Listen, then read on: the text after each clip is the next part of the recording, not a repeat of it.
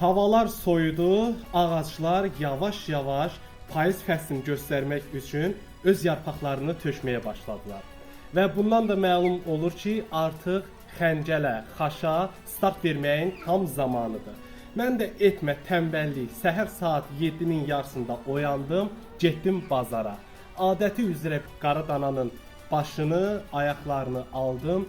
Demək olar ki, saat 11-dən başlamışam, saat 2-nin yarısıdır.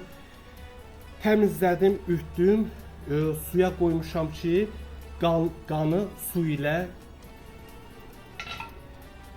təmizlənsin. Demək olar ki, bu yaşıma gəlmişəm, hələ mənim kafedə, restoranda xaş yeməyim yadıma düşmür. Çünki öz bişirdiyim xaşın dadı, ləzzəti öz ağız dadıma uyğundur. Bəzən deyirlər ki, xaşın suyunu bişirə-bişirə bir neçə dəfə dəyişməlisən ki, onun suyu təmizlənsin. Əksinə, xaşı baş ayağı qaynamağı qoymamışdan əvvəl ən azı 2-3 dəfə belə suya qoysanız, onun daxilində olan qanlar, necə deyərlər, su ilə çıxacaq. Əks halda mən o 2-3 dəfə bişirə-bişirə xaşın suyunun dəyişməsində o xaşda bir dad tam qalmaz.